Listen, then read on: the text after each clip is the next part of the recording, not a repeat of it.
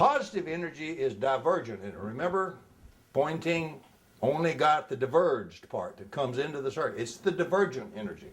It's always trying to diverge from its line of flow and escape back to the environment. It's trying to get away from where you want it to go.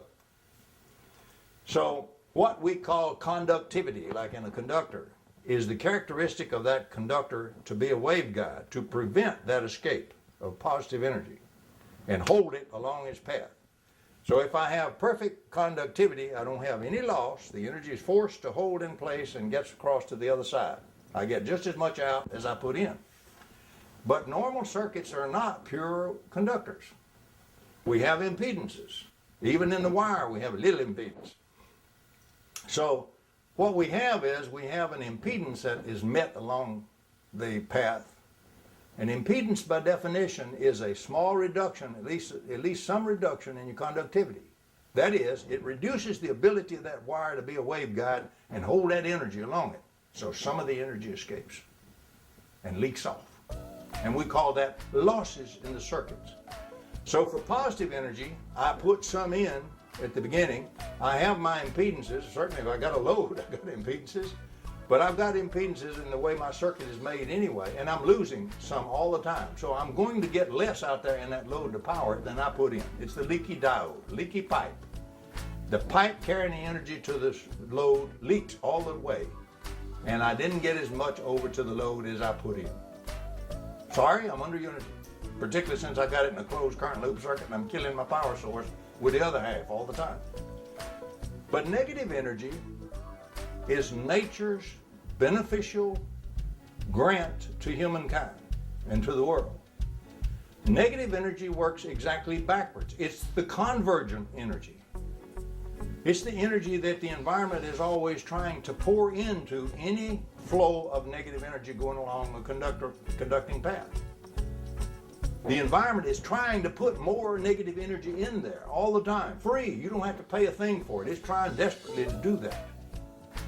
Conductivity now is still the process of preventing change and of doing that waveguide and preventing any change.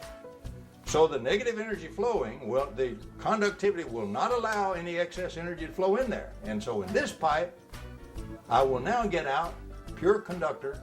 At the other end, I'll get exactly what I put in, just like I did with positive energy. But again, it's not a perfect world, and the circuits are not perfect conductors. There are impedances. But now when I meet an impedance, what it does reduces the conductivity, reduces the waveguiding, which means some excess energy now crowds in here and converges in here, negative energy. Coming past that impedance, I have more than I'm putting in. The next impedance, I get some more.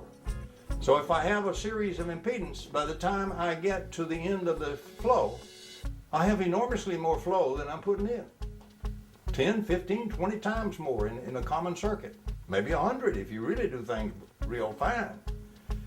So I have lots more negative energy coming out than what I'm putting in on the other side. I didn't create any energy. Nature kindly gave that to me because she said, oh great, you allowed me some impedance where I can give you the energy. And I'm happy to do that. Here it is to you for free. And you say, well, we got to have positive energy to run loads. Well, we do with the way we design them. We could design them to use negative energy, but nobody's ever thought of it. Nobody's ever developed negative energy flows, except one fellow named Bedini. And so nobody has paid any attention to using circuits in the negative energy role rather than a positive energy role. That's the way that the monopole motor was designed. It was designed to do absolutely everything opposite, because when you do everything counter what our rules and regulations are, the result output is high radiant energy. We push the circuits with current flow in the front end because we have to do it that way to make it switch. So there's very little current being used, somewhere on the order of 300 milliamps, not very much at all, to create the switch. After that, nature supplies the energy in a radiant spike, which can be termed either radiant energy or energy from the vacuum. It's an automatic thing that takes place with a coil of wire. There's the field that grows and the field that collapses. The collapsing field contains the radiant because there's no current. If you don't have the current, you got radiant. If you have the current, you have no radiant. So the skeptic is not willing to look at that.